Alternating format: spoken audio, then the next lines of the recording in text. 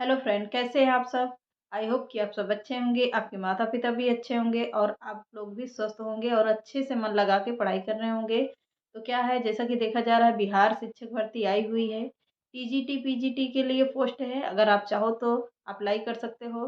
5 तारीख से वो ओपन हो चुका है। 5 तारीख से अभी उसकी डेट काफ़ी है। उसमें टीजीटी करीब 70-72 हज़ार के समथिंग है। उसमें 6 हज़ार या 59,000 कुछ ऐसे ही दे रहा है वैकेंसी। आप लोगों को कम्युनिटी पोस्ट में कर देंगे कि कितनी वैकेंसी है वहाँ पर। अगर आप लोग इच्छुक हो तो वहाँ जाने के लिए इच्छुक हो। बेरोजगार तो सभी हैं, अगर चाहे आप लोग वहाँ के लिए फॉर्म अप्लाई कर सकते हो। लेकिन क्या है कि वहाँ पे सैलरी बहुत कम है। ये तो आप लोगों को पता ही होगा कि सैलरी वहाँ की कम है। और वहाँ पर ये है कि वहाँ पर रहना पड़ेगा आप लोगों को। कभी अगर चाहो तो ट्रांसफ़र ले लो तो नहीं हो सकता है। प्रॉपर ही वहाँ पर रहना ही पड़ेगा। अगर वहाँ की नौकरी करते हो तो। अगर आप लोगों को फिर भी इच्छुक हो तो हम ये नहीं कहेंगे, आप लोग फॉर्म वहाँ के लिए अप्लाई कर सकते हो। टीजीटी पीजीटी की पोस्ट है। काफ़ी जगह हैं वहाँ पर, चाहो तो डाल देना, या कुछ लोग डाल ही रहे होंगे। तो क्या है, हम आपको हिंदी की कुछ इसी पर तैयारी भी करवाते रहेंगे। प्रैक्टिस सेट होगा या मोटो कुछ भी होगा, जैसा भी होगा हम आपको हिंदी की बेस्ट तैयारी यहाँ पर करवाएंगे। बिल्कुल टीजीटी पीजीटी की ही हिंदी की तैयारी होगी। आप लोग भी इसके लिए निश्चित रहिएगा। इसी पर, इसी चैनल पर, इसी उस पर बात करेंगे। और क्या है कि कितने घंटे तक आप लोगों को पढ़ना चाहिए। आज हम केवल यही लास्ट में देखिएगा कि आपको एक अच्छी-सी बातें बता देंगे कि मतलब कितने घंटे तक आप लोगों को पढ़ना चाहिए। कितने लास्ट में बताएँगे कि आप लोगों को कितने घंटे में पढ़ना चाहिए, कैसे पढ़ना चाहिए, क्यों पढ़ना चाहिए और कितने घंटे और कितना समय अपने आप को देना चाहिए और कितना घंटा पढ़ना चाहिए, जिसके लिए आप लोग सफल हो सकते हो। तो चलिए, आपको वो बातें होंगी, लास्ट में होंगी। तो चलिए पहले इस पर बात कर लेते हैं कि हम लोग कौन-सी बुक की रीडिंग करें, या आप लोग किसी से कोचिंग ले रखे हो या बैच ले रखा हो, या तो बहुत लोग चंद्रा से लिए हैं, बहुत लोग कई जगह अन्य-अन्य कोचिंगों से लिए हैं, पर मैंने आतुल अकेडमी से लिया हुआ है, तो हम तो वहीं से पढ़ते हैं। बाकी जो भी स्टडी होती है, हम अपने आप से भी खुद घर में भी करते हैं।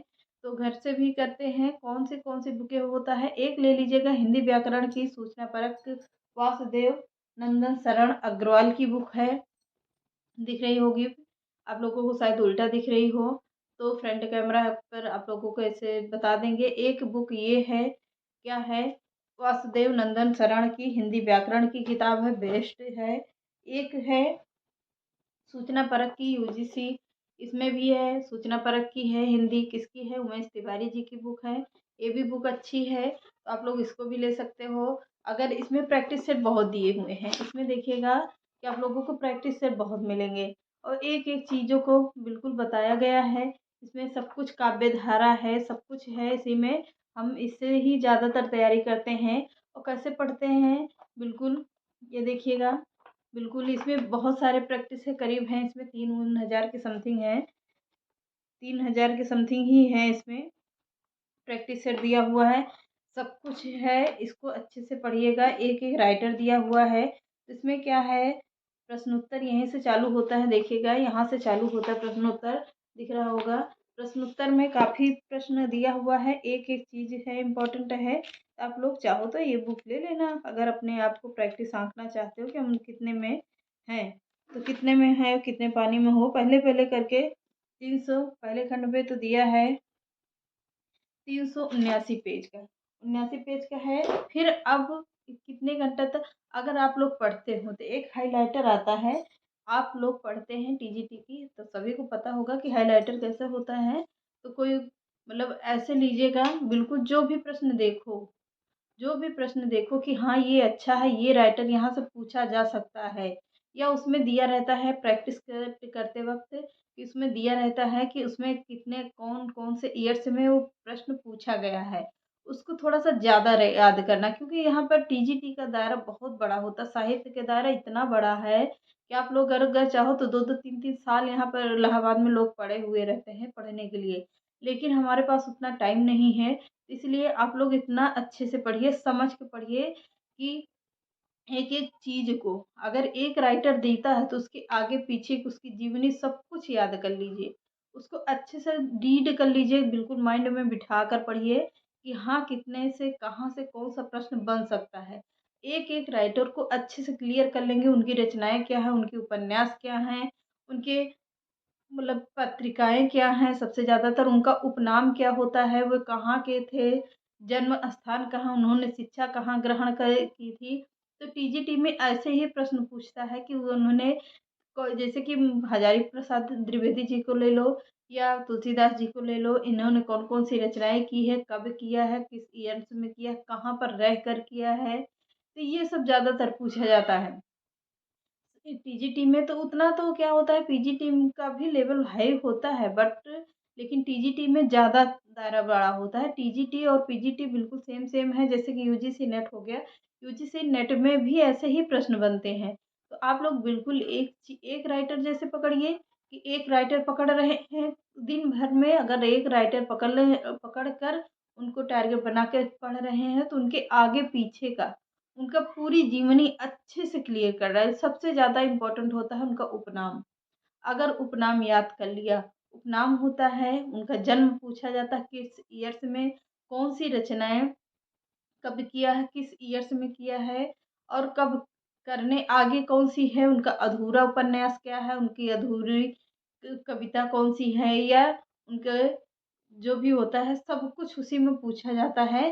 तो एक-एक राइटर पकड़िए, अगर इस टॉपिक पे पूरा डिटेल में बात करेंगे तो बहुत लंबी वीडियो जाएगी।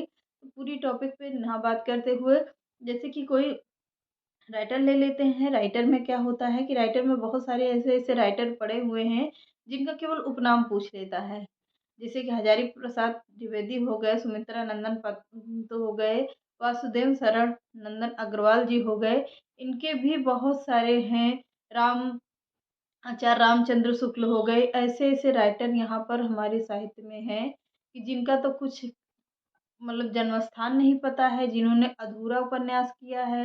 जैसे कि उनका देख लीजिएगा मलिक मोहम्मद जैसी जी का, उन्होंने गोदान गबन ऐसे करके सॉरी काफ़ी चीज़ें उन्होंने ऐसी लिखी है कि 1-2 उपन्यास है या कुछ है, ये ध्यान नहीं आ रहा है, जिन्होंने अधूरा लिखा है। जो अधूरा हो उसको तो विशेष ध्यान दीजिएगा कि अधूरा उपन्यास क्या है और क्या नहीं है। तो आप लोग अच्छे से टारगेट बना के पढ़िए। अब बात करते हैं कि कितने से कितने घंटे तक पढ़ना चाहिए। जैसे कि आप लोग देखते होंगे कि सुबह जैसे सभी के पास बहुत लोग कोचिंग जाते हैं तो सुबह उनके पास टाइम नहीं होता। अब आजकल तो कोचिंग हो गई है 10 बजे तक, 8 बजे से 10-11 बजे तक होता है। 8-10 बजे से अगर कोचिंग है, 8-10 बजे से आप लोगों की कोचिंग है तो आप लोग आकर 12 बजे से पढ़ सकते हो। खाना-पीना खाओ, आराम से बैठ जाओ कि पढ़ने के लिए हमको 12 से 4-5 बजे तक उठना ही उठना नहीं है।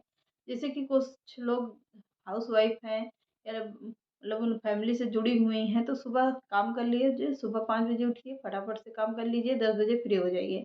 10 बजे अपना टाइम टेबल बना लीजिए, मुझे इतने से इतने घंटे पढ़ना है। 10 बजे फ्री होकर आप 12 बजे तक आराम से पढ़ाई कर सकते हो।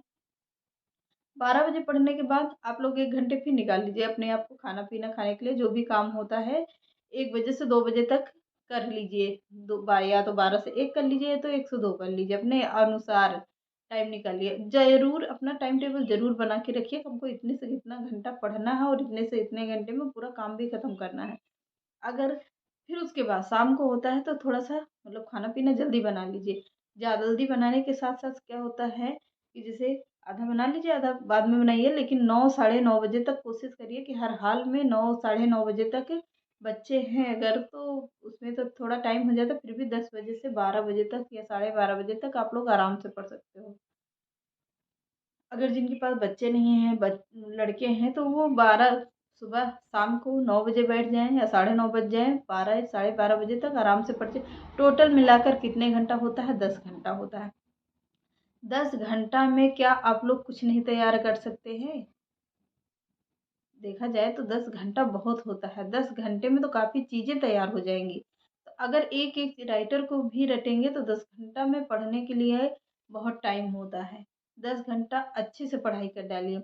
इतना पढ़ डालिए कि आपकी टीजीटी की ये टारगेट बनाएँ आपको हमको नौकरी लेना है, आपको छीनना है, एक नौकरी मेरे हाथ में होनी चाहिए। आपकी यही टारगेट बनाइए और अच्छे से पढ़िए। 10 से घंटा पढ़ने का मतलब होता है कि अपने आप को एक ऊपर ऊपर पहुँच जाना। मेरे पास तो जितना टाइम रहता है मैं उतना ही पढ़ पाती हूँ।